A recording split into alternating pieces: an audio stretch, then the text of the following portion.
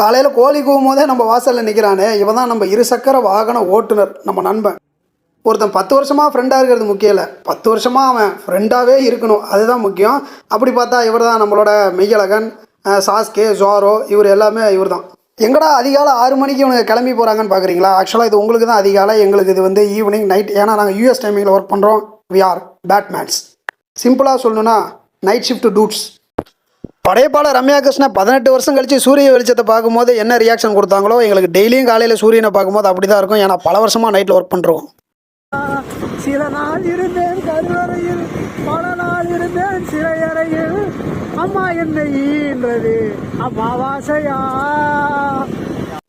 இப்படி காபி குடிக்க சொல்லி என்னை கம்பல் பண்ணுறானே, இவன் தான் ஃபிட்னஸ் ஃப்ரீ. என்னை மோட்டிவேட் பண்ணுறதா நினச்சிட்டு என் உயிரை வாங்குவான். நீ டாக்டர் சொல்கிறதே கேட்க மாட்டேங்கிற, அவ்வளோ தூரம் நடக்க மாட்டேங்கிற, இவ்வளோ தூரம் நடக்க மாட்டேங்கிறேன்னு டென்ஷன் பண்ணுவான்.